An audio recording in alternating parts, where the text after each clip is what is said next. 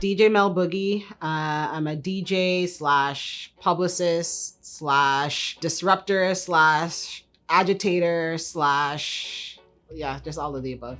The celebration of Black culture really means to amplify the educational portion, because there's a lot of aspects of Black history or Black contributions in history that we don't know about. It's not taught in schools, and sometimes we just kind of stumble over different facts by accident, and it shouldn't be that way. Black history and Black excellence within that shouldn't be just kind of shoved into 1 month, and it's the shortest month of the year. I'm Black all year, so we should be able to celebrate and learn throughout the year, and it shouldn't just be something that's just for Black people or people from of Black descent. It's history is history, and knowledge is knowledge, so it's something that should be shared among all people.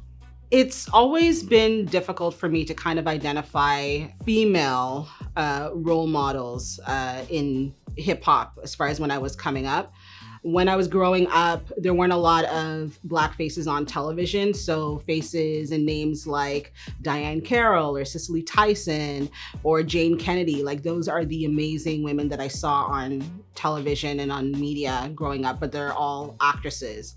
As far as music is concerned, there's Diana Ross, and closer to home, there was Michie Mee. She came out when I was in early high school. But as far as DJing, it's always been really hard for me to pinpoint a female DJ, just because it's not that they weren't around. I'm sure that they existed, but in terms of representation and visibility, I didn't really see them, like outside of maybe Spinderella from Salt and Pepper.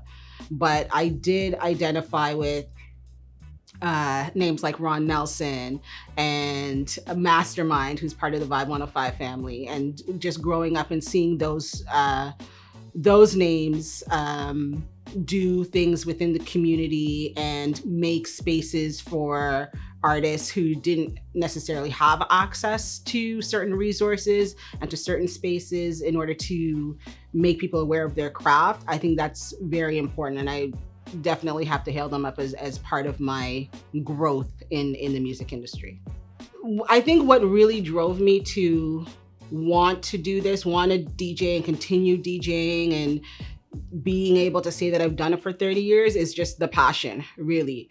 I've been lucky / fortunate that I've been able to somehow balance this love of music that I've had with, being a wife and a mom and working full time and going to school. And although, I don't have the energy to do all of that at the same time as I used to, it's still the passion that makes me want to continue doing radio and do shows. And because I have that history of seeing Canadian artists kind of struggle without that infrastructure and try to make a way, like I said, where there is no way. Instead of sitting back and complaining about it, I actually wanted to be a part of the solution.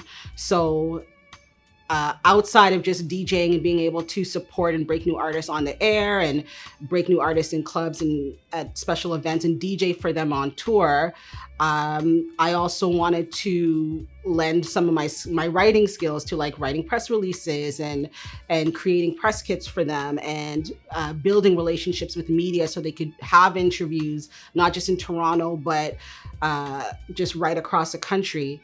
And also kind of serve my community by volunteering to be a judge for Polaris, which is, a very prestigious music prize. And also, become the first female chair of the Rap Advisory Board for the Junos. All of that, it's 90%, I'll say, of what I do in the music community is volunteer work. And it's because I see the value in giving my time to help build that infrastructure, as opposed to just kind of sitting back and complaining about why there isn't one. let's see how we can make that change.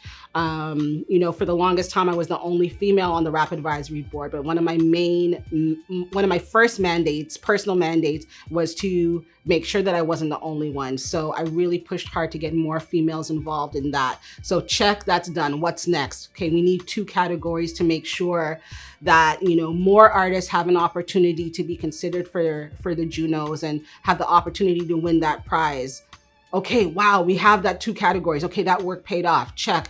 All right, what else can we do? How can we close that gap as far as education and make sure that artists, not just in Toronto, artists across the country have an opportunity to be heard and have an opportunity to develop their craft?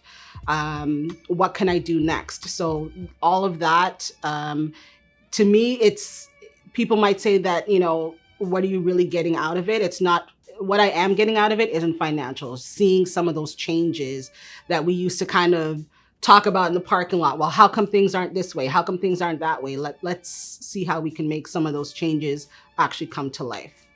The industry can show more support for Black culture by highlighting the achievements of Black artists, producers, MCs, singers, DJs, throughout the whole year. Again, not just during February, during Black History Month, not just June for Black Music Month, not just Juno time, not just, certain areas of the year. Like, it's something that should be celebrated all year round. And I think collectively, that's something that we can do to highlight and showcase the Black excellence that's out there as far as Canadian music is concerned. Reach out to new artists, try to break new artists, because that's what DJs are supposed to do. We don't always do it, but that's what we're supposed to do. And also recognize the work of the others that were there before me, whether male or female. We talk a lot about, having a place at the table and having a seat at the table.